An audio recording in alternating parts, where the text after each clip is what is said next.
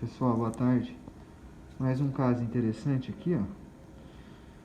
É alertando as pessoas que têm bruxismo, que está apertando o dente, que tem dente feito canal.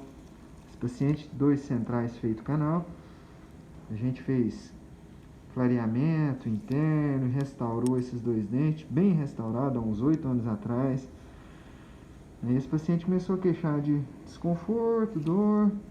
A gente percebeu que esse dente dele estava vindo um pouquinho para frente, ó. E aí, consultamos o especialista em aparelho, orientou que o paciente está com problema de bruxismo, apertando o dente, às vezes rangendo, todo mundo com a vida estressada. Aí olha o que aconteceu. O paciente ligou essa noite. Olha lá. Vamos ver se dá pra vocês. Eu tô sozinho sem secretário, o dente fraturou. Tá dando pra ver lá que ele quebrou. Quebrou bastante. Um dente feito canal é um dente mais frágil. Então o paciente que tem bruxismo, ele desgasta tudo, mas às vezes ele, ó.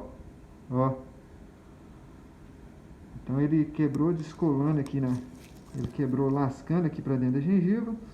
Nós vamos remover, ó.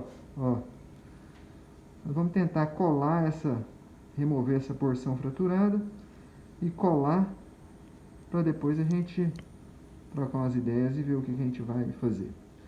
Então, às vezes o dente é feito canal, na hora de fazer uma faceta, às vezes a gente tem que abraçar o dente, porque o dente feito canal ele fica muito frágil.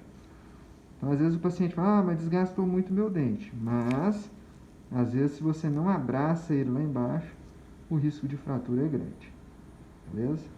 Com alerta aí, para quem está rangendo o dente, apertando o dente.